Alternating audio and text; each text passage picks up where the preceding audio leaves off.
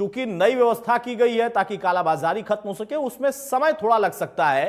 किसान को अपने समय के हिसाब से थोड़ी सी परेशानी का सामना करना पड़ सकता है। तस्वीर इतनी ही है।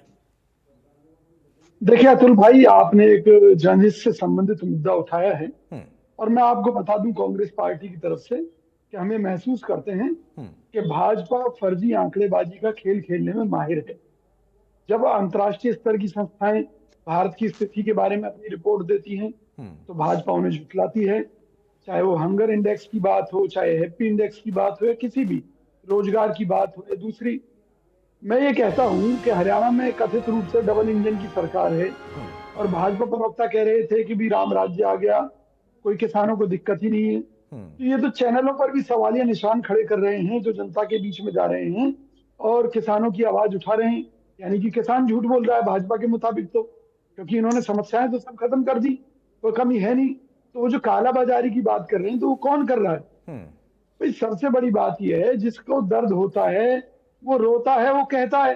आज हरियाणा का किसान दर्द में है, रो रहा है, आंसू बहा रहा है। उनके आंसुओं को आप कवर कर रहे हैं, उनका दर्द आप दिखा रहे हैं।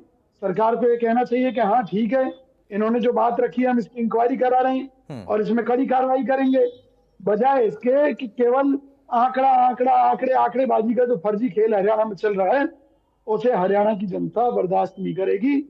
किसान महंगाई की मार से त्रस्त है, हरियाणा का युवा रोजगार न होने की वजह से त्रस्त है, सरकार हर मोर्चे पर फेल है, कानून व्यवस्था का दीवाला निकलता जा रहा है और गृह मंत्री कहते हैं कि भी मैं हुड्डा के लिए कमरा तैयार करा रहा हूं। तो भाई कहीं ऐसा ना हो जनता आपको रहने के लिए भेज दे उस कमरे में। तो सवाल यह है कि निश्चित तौर पर आज किसान की कृषि लागत बढ़ रही है लेकिन फसलों के दाम उस अनुपात में बढ़ नहीं रहे और आम जनता भी महंगाई से त्रस्त है। हर मोर्चे पर सरकार नाकाम है और अपनी नाकामियों को छिपाने के लिए आंकड़ेबाजी का खेल खेल रही है। और मैं एक बार फिर आपके चैनल को बधाई देना चाहता हूं कि भाई जो अगर आपके पास विजुअल्स ना होते तो भाजपा तो कह देती कि भाई आप भी झूठ बोल रहे हैं। तो इन चीजों को कैसे नकार सकती है भाजपा? भाजपा प्रवक्ता कैसे कह सकते हैं कि हरियाणा में खाद की कालाबाजारी नहीं हो रही?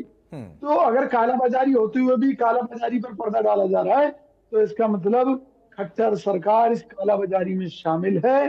और जैसे मोदी जी ने कहा था कि आपदा को अवसर बनाइए, कहीं आपदा को अवसर बनाने का खेल हरियाणा में किसानों के नाम पर चल रहा है।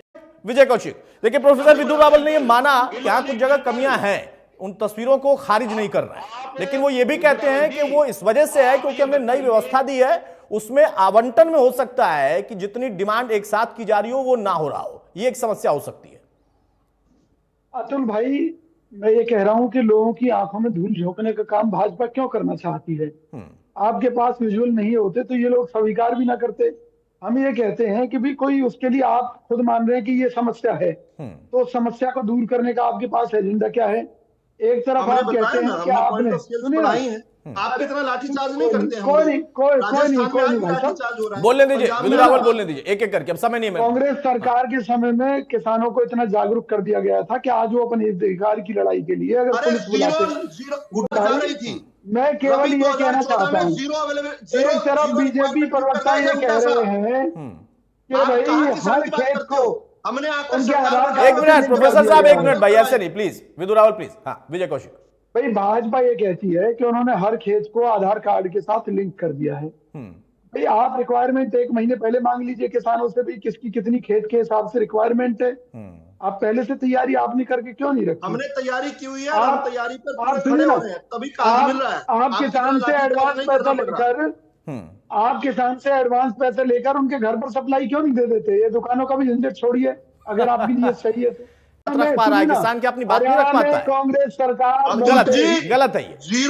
मंजेटा साहब, रजत मंजेटा, सिर्फ आपकी आवाज आएगी। रजत मंजेटा बहुत संक्षेप में सर, विदु रावल ने कम से कम माना, वो कह रहे हैं कि ये समस्या है, तस्वीरों को खारिज नहीं कर रहे हैं।